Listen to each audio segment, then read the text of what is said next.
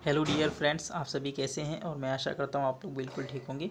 तो गाइस, आज हम लोग बात करेंगे पाँचवीं पंचवर्षीय योजना के बारे में, जिसमें पूरा डिटेल में मैं समझाऊंगा आपको। बस शुरू से लेके अंत तक आपको वीडियो में बने रहना है। ओके गाइस, तो चलिए शुरू करते हैं ज़्यादा देर ना करते हुए। चलिए देखिए, लिखा हुआ है पाँचवीं पंचवर्षीय योजना के बारे में। तो सबसे पहले हम पाँचवीं पंचवर्षीय योजना का कार्यकाल देख लेते हैं कि इस पंचवर्षीय योजना का कार्यकाल कहाँ से कहाँ तक रहेगा। ओके, तो सबसे पहले इस पाँचवीं पंचवर्षीय योजना के कार्यकाल की अगर बात करेंगे हम लोग, तो 1974 से लेके 1978 तक इसका कार्यकाल था। अब आप लोग पूछेंगे, इसमें तो पाँचवीं पंचवर्षीय योजना जो 5 वर्ष की होती है, यहाँ तो केवल 4 ही वर्ष की हो रही है। तो गाइस, मैं वो भी बताऊँगा, बस आप लोग बने रहिए, ठीक है। तो शुरुआत करते हैं। पाँचवीं पंचवर्षीय योजना को 1974 से लेकर 1979 तक भारत में लागू किया गया था। लेकिन यह पंचवर्षीय योजना, पाँचवीं पंचवर्षीय योजना जो थी, वो अपने कार्यकाल से पूर्व ही 1978 में समाप्त हो गई थी लालो, क्योंकि इंदिरा गांधी की सरकार 1978 में गिर जाती है। देखो, सरकार जो है गिरने का मतलब यहाँ नहीं है। सरकार जो है 1977 में भारत में चुनाव होने थे, ठीक है। 1977 में जब चुनाव होते हैं तो इंदिरा गांधी की सरकार जो है वो चुनाव जीत ही नहीं पाती है, क्योंकि भारत में आपातकाल जैसी बहुत बड़ी एक तरह से कहेंगे कि ऐसी स्थिति भारत में लागू कर दी गई थी कि लोगों के अधिकार छीन लिए गए थे और सारा पूरा देश जो था वो पीड़ित हो गया था इनके इस वक्तव्य से, इनके इस कर्तव्य से। तो इनको इसके बाद 1977 में इनको चुनाव जब हुए तो इन्हें हार का सामना करना पड़ा और प्रधानमंत्री बन जाते हैं तुम्हारे मोरारजी देसाई, जो 1977 से बनते हैं और 1979 तक रहते हैं, ठीक है। 1979 में फिर से तुम्हारी कौन बनेंगी, तो फिर से तुम्हारी बनेंगे चौधरी चरण सिंह, प्रधानमंत्री बन जाते हैं। लेकिन 1980 में चौधरी चरण सिंह को प्रधानमंत्री पद से हटा दिया जाएगा और इसके बाद 1980 में फिर से इंदिरा गांधी प्रधानमंत्री बनती हैं 1980 में। तो वो सब कुछ पढ़ेंगे, लेकिन अभी हम इस पंचवर्षीय योजना के बारे में हम लोग पढ़ रहे हैं, तो अभी हम इसको पढ़ते हैं, ठीक है। तो अब शुरुआत करते हैं। पाँचवीं पंचवर्षीय योजना का जो लक्ष्य था वो क्या रखा गया था कि गरीबी निवारण रखा गया था, ठीक है। गरीबी निवारण, हमने कहा था पाँचवीं पंचवर्षीय योजना जो थी उसमें मुख्य फोकस जो रहेगा वो तुम्हारा गरीबी निवारण रहेगा, यानी कि कैसे लोगों की गरीबी को दूर किया जाए। अब देखो, 1947 से लेके 1977 तक, 1974 तक भारत में जनसंख्या विस्फोट हुआ था। जनसंख्या बहुत तेज़ी से बढ़ी थी, ठीक है। भारत आज़ाद हुआ 1947 में, तब जनसंख्या भारत में बहुत कम थी।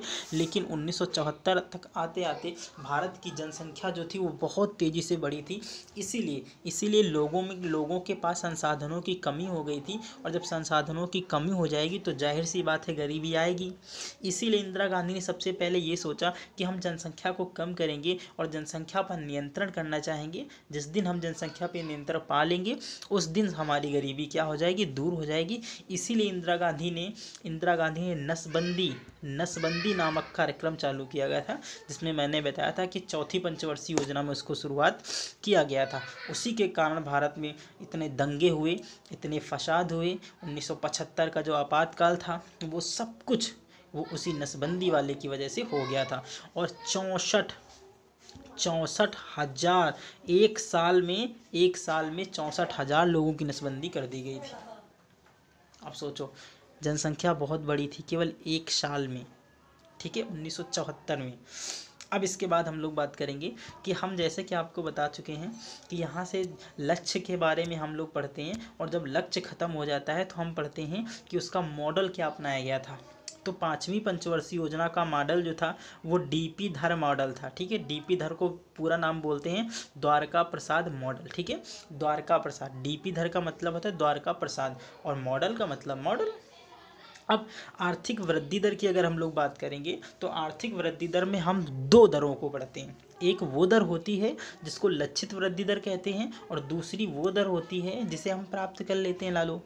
तो लक्षित वृद्धि दर हमने कितनी रखी थी, 4.4% रखी थी, और प्राप्त हमें हुई थी 4.8% प्राप्त हुई थी। तो हम कहेंगे कि हम तो 0.4% आगे ही निकल गए थे लालो। 4.4% हम लोग आगे निकल गए थे। लेकिन फिर भी 1977 में जब चुनाव हुए तो इंदिरा गांधी की सरकार गिर जाती है और नए प्रधानमंत्री तुम्हारे बनेंगे मोरारजी देसाई। ठीक है, मोरारजी देसाई जो है वो 2 साल तक प्रधानमंत्री रहेंगे, यानी कि 1979 तक। उसके बाद चौधरी चरण सिंह को प्रधानमंत्री बनाया जाएगा, जिनके नाम पे लखनऊ का अंतर्राष्ट्रीय हवाई अड्डा है, उनको बनाया जाएगा। और 1980 में इनकी भी सरकार गिर जाएगी और फिर से इंदिरा गांधी तुम्हारी बनेगी। ओके, तो अब हम शुरू करते हैं इनके द्वारा चलाए गए कार्यक्रम 5वीं पंचवर्षीय योजना में कौन कौन से थे। उन पाँचवीं पंचवर्षीय योजना के कार्यकाल की हम लोग बात करेंगे। तो पहला कार्यकाल जो था, पहला कार्यकाल में क्या किया गया, तो पहली योजना लागू की गई। अब देखो यहाँ से एक ध्यान देने वाली बात यह है कि 1969 में न्यूनतम आवश्यकता कार्यक्रम की शुरुआत की गई थी।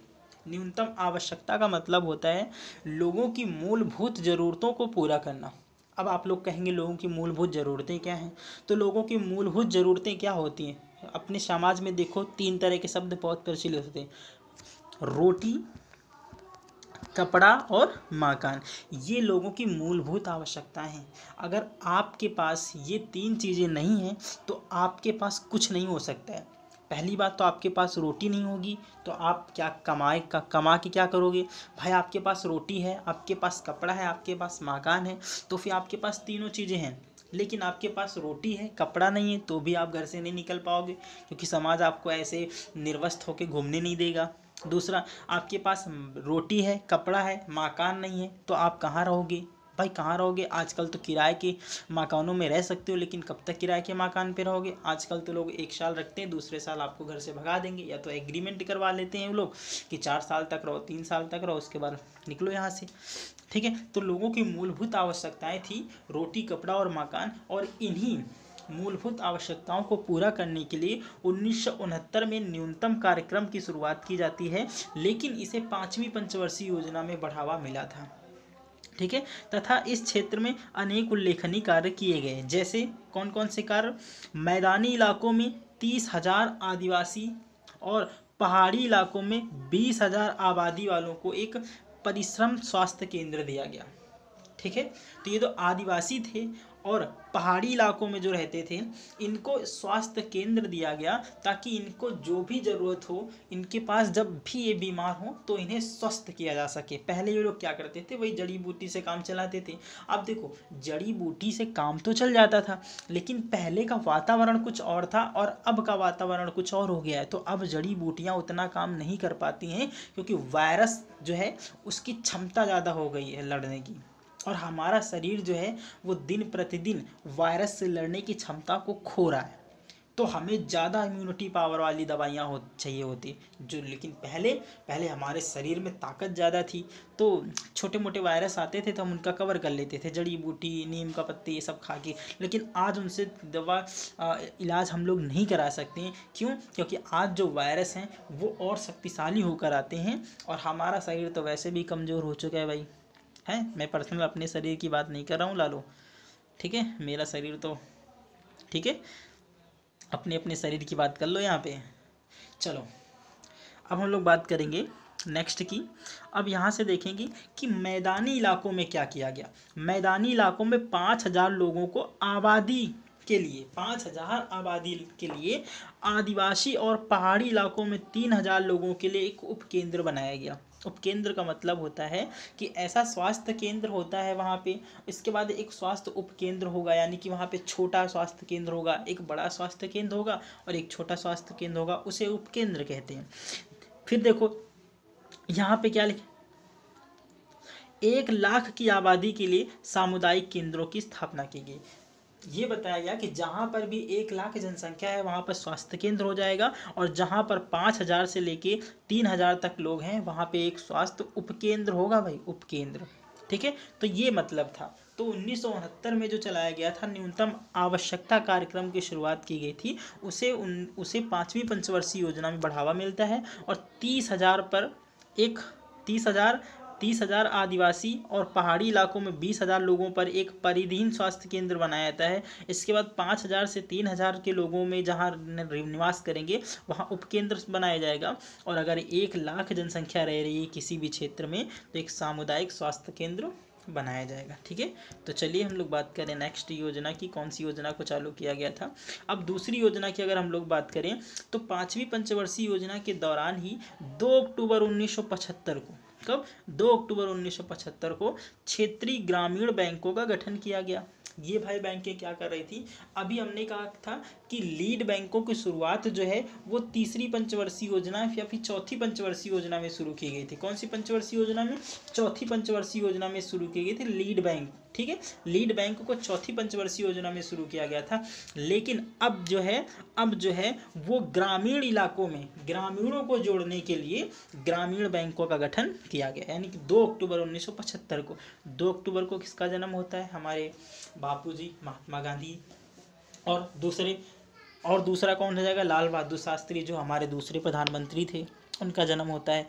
इसके बाद 1975 में इंदिरा गांधी के द्वारा 20 सूत्री कार्यक्रम चलाए गए। वेरी इंपॉर्टेंट है, किस राजनेता के द्वारा या फिर किस प्रधानमंत्री के द्वारा 20 सूत्री कार्यक्रमों को चलाया गया था, तो आंसर हो जाएगा तुम्हारा इंदिरा गांधी। ठीक है, इंदिरा गांधी किसकी पुत्री थी, तो पंडित जवाहरलाल नेहरू की थी। इंदिरा गांधी के 2 बेटे थे, एक राजीव गांधी था, एक संजय गांधी था। संजय गांधी की मृत्यु 1980 में हो जाती है, जब वो एक यान में जा रहे थे और उन्हीं की यान जो है वो दुर्घटनाग्रस्त हो जाता है और उनकी मृत्यु हो जाती है। उसके बाद संजय गांधी की तो मृत्यु हो गई। इसके बाद इसके बाद राजीव गांधी को बुलाया जाता है अमेरिका से, क्योंकि वो अमेरिका में उस समय पायलट की नौकरी कर रहे थे। ठीक है, उन्हें एरोप्लेन उड़ाना बहुत पसंद था, तो उन्हें बुलाया जाता है भारत में। और इंदिरा गांधी की जब मृत्यु होती है तो उन्हें भारत का प्रधानमंत्री बनाया जाता है। इसके बाद इंदिरा गांधी में जो 20 सूत्री कार्यक्रम चलाए गए थे उनमें प्रमुख कौन कौन से, तो इसमें गरीबी, रोजगार, शिक्षा, आवास, स्वास्थ्य, कृषि, भूमि सुधार, सिंचाई, पेयजल, कमजोर वर्गों की सुरक्षा, सशक्तिकरण और उपभोक्ता संरक्षण, पर्यावरण, ई गवर्नेंस आदि इत्यादि जैसे कार्यक्रमों की शुरुआत की गई। इनको मेन मकसद था कि हम लोग क्या करेंगे, भारत में जो गरीबी है उसको दूर किया जाएगा, और जब गरीबी दूर हो जाएगी तो हम लोग भारत में शिक्षा का प्रावधान करेंगे, और जब शिक्षा मिल जाएगी तो सभी के पास आवास हम देने की कोशिश करेंगे। इसके बाद स्वास्थ्य, कृषि, भूमि सुधार, सिंचाई, पेयजल, कमजोर वर्गों की सुरक्षा और सशक्तिकरण, उपभोक्ता संरक्षण, पर्यावरण और ई गवर्नेंस जैसी विभिन्न योजनाओं को शामिल किया गया है। इसके बाद 1977 से 78 तक क्या किया गया कि काम के बदले अनाज कार्यक्रम की शुरुआत की जाती है। ठीक है, 1977 से 78 तक काम के बदले अनाज योजना की शुरुआत की गई, और 1977 में ही अंत्योदय योजना को भारत में शुरू किया जाता है। अंत्योदय यानी कि फ्री राशन जो है, आप लोगों को जो फ्री राशन मिलता है, अंत्योदय यानी कि लाल वाला कार्ड जो है उस पे लाल वाला कार्ड जिसके पास होता है उसको फ्री में मिलता है, तो वही अंत्योदय योजना को 1977 में इंदिरा गांधी के द्वारा शुरू किया गया था। इस पंचवर्षीय अंत्योदय योजना का लक्ष्य जो था वो गरीबी हटाओ से संबंधित था। अंत्योदय योजना का जो लक्ष्य था वो गरीबी हटाओ से संबंधित था। इसी पंचवर्षीय योजना के दौरान गरीबी हटाओ का नारा भी दिया गया। मोस्ट इम्पॉर्टेंट है, किस पंचवर्षीय योजना के दौरान गरीबी हटाओ का नारा दिया गया, तो 5वीं पंचवर्षीय योजना के दौरान गरीबी हटाओ का नारा दिया जाता है। किस प्रधानमंत्री के द्वारा दिया जाता है, तो इंदिरा गांधी प्रधानमंत्री के द्वारा दिया जाता है। इंदिरा गांधी जो 1974 से लेके 1977 तक प्रधानमंत्री यहाँ पे रहती हैं, और 1977 में जब चुनाव होते हैं तो मोरारजी देसाई अगले भारत के प्रधानमंत्री बनते हैं, और 1977 से लेके 1979 तक मोरारजी देसाई तुम्हारे प्रधानमंत्री रहेंगे। और इसके बाद 1979 से 1980 तक तुम्हारे चौधरी चरण सिंह प्रधानमंत्री रहेंगे, और चौधरी चरण सिंह के बाद फिर से इंदिरा गांधी को प्रधानमंत्री बनाया जाता है, यानी कि 1980 में। ओके, चलिए हम लोग नेक्स्ट बात करेंगे। इसके बाद 5वीं पंचवर्षीय योजना के दौरान ही क्या किया गया, 25 जून 1975 को भारत में आंतरिक अशांति के आधार पर आपातकाल की घोषणा की जाती है। अभी मैंने बताया था कि चौथी पंचवर्षीय योजना में जो नसबंदी कार्यक्रम की शुरुआत की गई थी, वही उसी का रोल मॉडल जो है वो पूरी तरह से भारत में अशांति फैला देता है। और जब भी सरकार की गाड़ी आती है तो हजारों लोगों को भर के ले जाती है और ज़बरदस्ती उनकी नसबंदी की जाती है और उनको फेंक दिया जाता है ऐसे ही। यहाँ तक लोगों में इतना डर का माहौल हो गया था कि लोग घर से बाहर नहीं निकल रहे थे, ये सोचकर कि कहीं गाड़ी आ न जाए और उन्हें ज़बरदस्ती नसबंदी ना करा दे। लोगों में इतना डर पैदा हो गया, लोगों को इतनी ज़्यादा दिक्कतों का सामना करना पड़ा। जिनकी नसबंदी हो गई थी उन्हें इलाज नहीं मिल पा रहा था, ऐसे ही फेंक दिया जा रहा था। समझे, इतनी भयानक स्थिति थी। इसके बाद इसी को दोष मानते हुए पंजाब में भयंकर दंगे होते हैं। जब पंजाब में भयंकर दंगे होते हैं तो वहाँ अशांति घोषित कर दी जाती है भारत सरकार के द्वारा।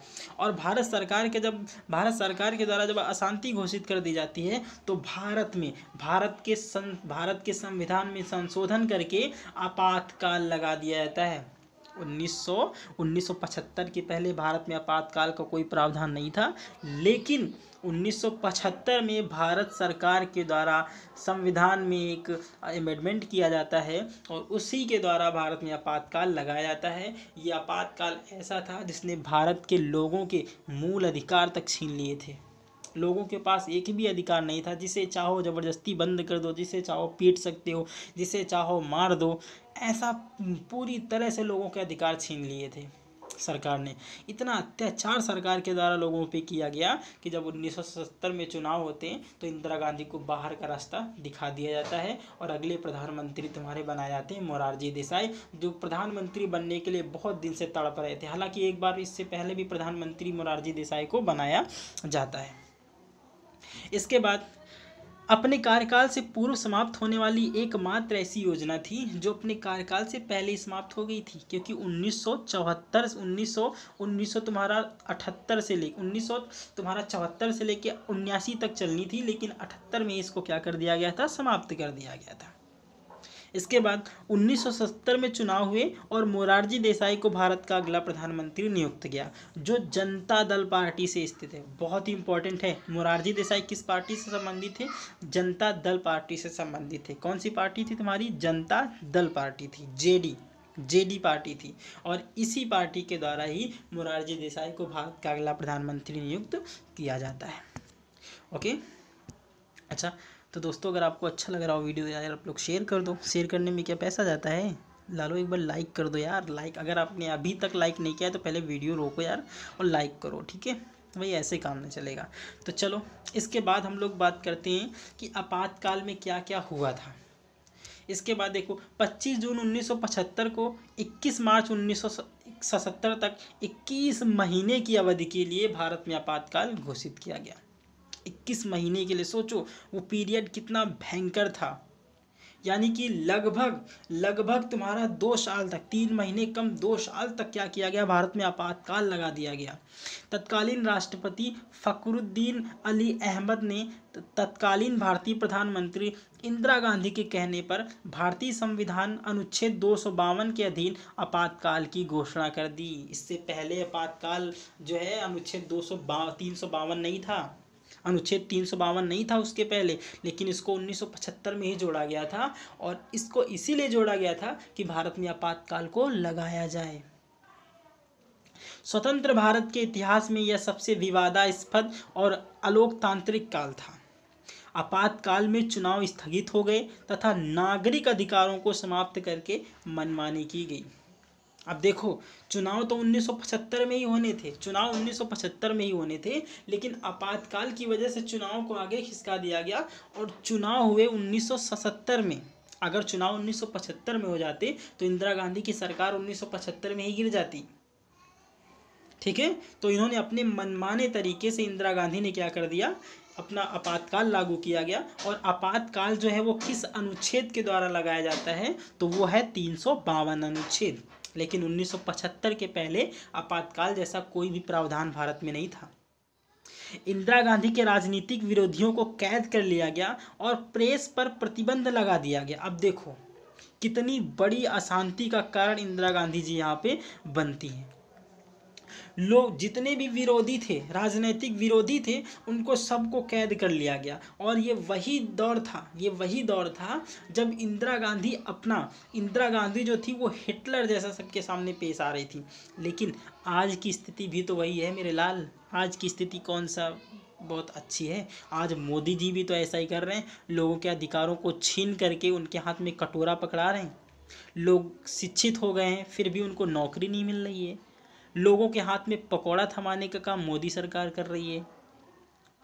अगर आप मोदी सरकार के बारे में कुछ गलत बोल दो तो आपके घर में ईडी सीबीआई सब कुछ बैठ जाएगा। ठीक है, तो बात वो इंदिरा गांधी और मोदी जी, आप दोनों को रिलेट कर लेना। दोनों में से सबसे ज़्यादा खतरनाक तुम्हारे मोदी जी हो जाएंगे। जाने कितने ऐसे मामले हैं जिनकी सुनवाई नहीं हुई, जाने कितने ऐसे मामले हैं जिनकी कोई देखभाल नहीं की गई, और जिन मामलों की देखभाल नहीं करनी थी उनकी देखभाल कर दी जाती बहुत जल्दी। भारत में चुनाव तो टाइम पर होते हैं, लेकिन अगर जॉब की बात होती है, रोजगार की बात होती है, तो लोगों को बेवकूफ़ बनाया जाता है। एक एक फॉर्म भरवाया जाता है और उनसे उतना पैसा कलेक्ट किया जाता है जितना सरकारी नौकरी अगर लग भी गई तो पूरे सरकारी नौकरों को मिला करके जितनी उम्र तक वो काम करेंगे उतना पैसा पहले से इकट्ठा कर लिया जाता है उन्हीं लोगों के फॉर्म से जो हम लोग भरते हैं। ठीक है, तो हमें क्या दे रहे हैं। इसके बाद प्रधानमंत्री के बेटे संजय गांधी के नेतृत्व में बड़े पैमाने पर पुरुष नसबंदी अभियान चलाया गया। अभी मैंने बताया था, जयप्रकाश नारायण ने इसे भारतीय इतिहास की सर्वाधिक काली अवधि कहा था। ये जयप्रकाश नारायण वही थे, जब मैंने आपको बताया था चतुर्थ पंचवर्षीय योजना में कि जयप्रकाश नारायण ने ही खुलकर विरोध किया था इंदिरा गांधी का, और इन्होंने नारा दिया था इंदिरा हटाओ देश बचाओ। इन्होंने कौन सा नारा दिया, तो इंदिरा हटाओ देश बचाओ का नारा किसने दिया था, तो तुम्हारे नारायण प्रकाश ने दिया था। इंदिरा हटाओ देश बचाओ का नारा दिया था यहाँ पे इन्होंने। लेकिन इंदिरा गांधी ने अपने संसद भवन से क्या कहा कि अगर नारा ही देना है तो इंदिरा हटाओ देश बचाओ नारा ना दो, और ये नारा दो कि इंदिरा की गरीबी हटाओ देश बचाओ। वहीं से इन्होंने नारा दिया था कि गरीबी हटाओ। ठीक है, गरीबी हटाओ।